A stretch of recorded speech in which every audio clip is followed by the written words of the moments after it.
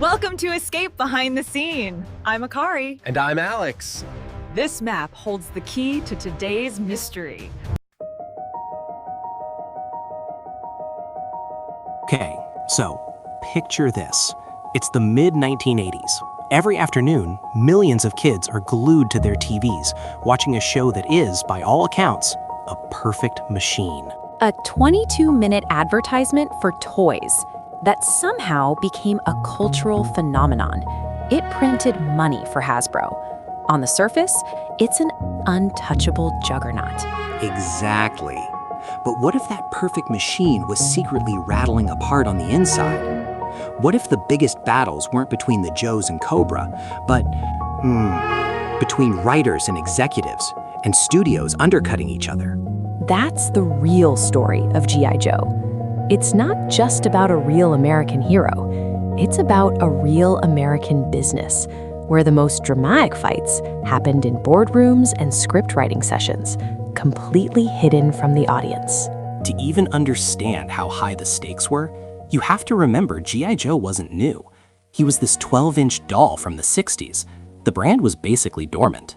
Right, a relic. So Hasbro launches this secret reinvention plan, codenamed Operation Blastoff. The idea is to shrink him down to 3.75 inches, the same scale as Star Wars figures, and create a whole universe around him. And the key wasn't just the toys, it was the story. They hired Marvel Comics writer Larry Hama to create this incredibly detailed backstory. Each character got a file card, a personality, a specialty. They weren't just plastic figures, they were characters you knew. Then comes the cartoon from Sunbow Productions. This is the masterstroke. It's not just a commercial, it's the vehicle that brings those file cards to life. And it works beyond anyone's wildest dreams. It becomes the essential piece of the ecosystem. The comic creates the lore, the cartoon popularizes it, and the toys let you enact it. It's a closed loop of revenue. A perfect system. For a while, anyway. But that very success creates all the problems that are about to bubble to the surface. Okay, so the production setup itself was complicated. The stories are commissioned by Hasbro, written in the US by Sunbow and Marvel Productions, but the actual animation is outsourced to Toei in Japan. Which, as a side effect, led to some interesting creative choices. The research we found pointed out how this led to stereotypical portrayals of Asian characters, like Quick Kick, or in the episode Satellite Down, where indigenous people were depicted as these ape-like caricatures. Yeah, a definite creative blind spot rooted in that production geography. But beyond that, the American writers were constantly pushing the envelope against the censors. They were trying to tell slightly more sophisticated stories than you'd expect. Wait, like what? I always remember the show being pretty tame. No one ever got hit by a laser, everyone always parachuted out of exploding jets. On the surface, yes, but weird stuff slipped through. In one story arc, Pyramid of Darkness, Snake Eyes has to escape Cobra and disguises himself as a woman. It was a plot device, but definitely not standard Saturday morning cartoon fare. Okay, that's odd. But the one that really got me was the shipwreck episode. Oh, the synthoid daughter, yeah. So Cobra puts him in this mind game where he thinks he has a family, and then his fake daughter, the synthoid, aims a bazooka at him. The report said censors had to scramble to retract what had been televised. It was an oversight that just aired. A bazooka at her dad. So you can see this tension. The network wants safe. The writers want drama. And sometimes the system just breaks. And that tension is about to absolutely explode. But not because of G.I. Joe. It's because of their sister property, Transformers. Right. Transformers the movie, 1986. They kill Optimus Prime. Kids are crying in the theaters. Parents are writing angry letters. It was a brand disaster. It's so similar to what we discussed with the Star Wars Holiday Special, a massive miscalculation of audience affection for a character. The writer, Ron Friedman, who worked on both shows, said flat out, "I did not want to kill Optimus Prime, but Hasbro insisted.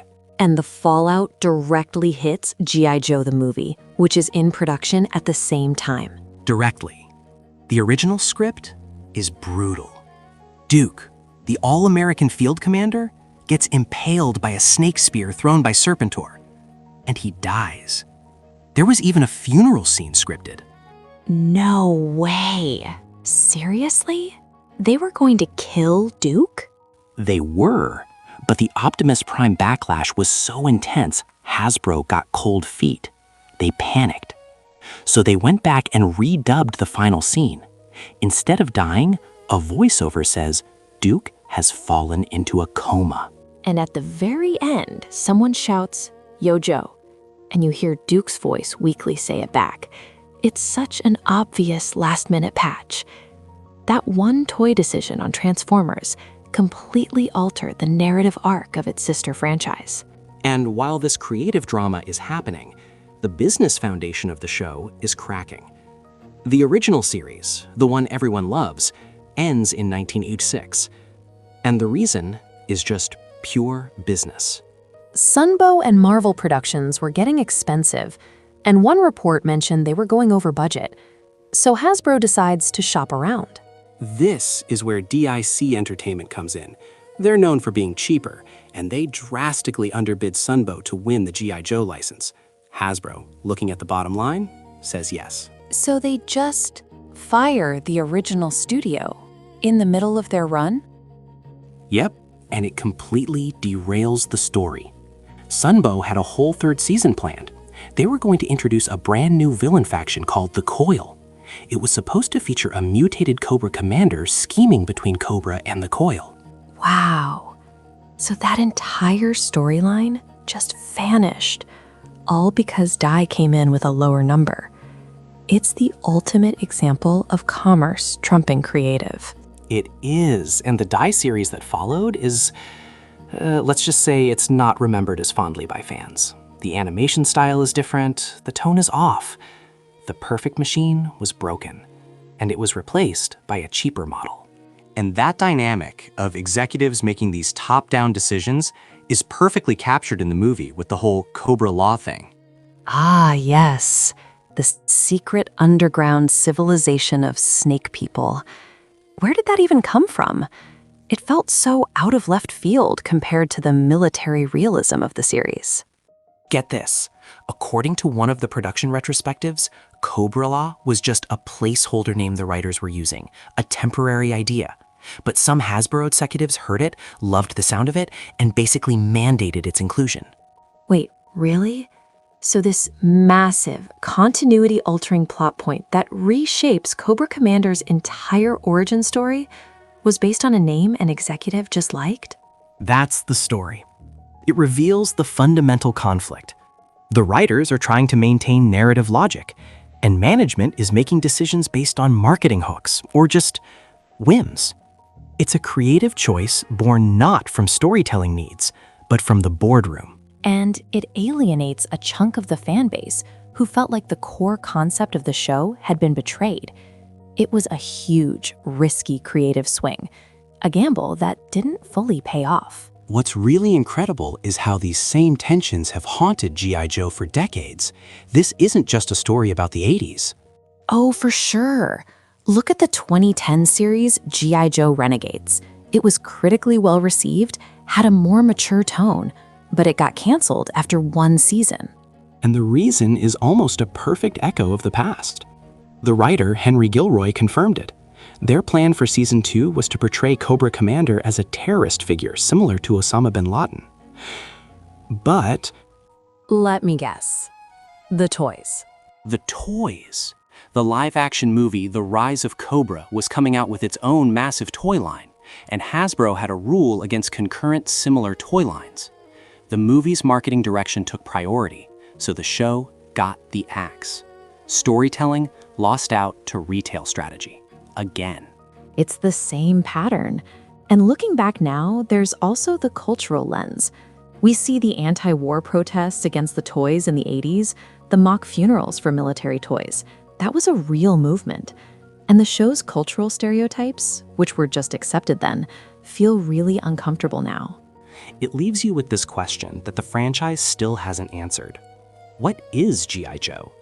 Is it a grounded military story? A sci-fi fantasy with snake people? A 22-minute toy ad? Or a genuinely compelling narrative universe? The answer seems to be all of the above, all at once, which is probably why its story behind the screen is just as chaotic as the one on it.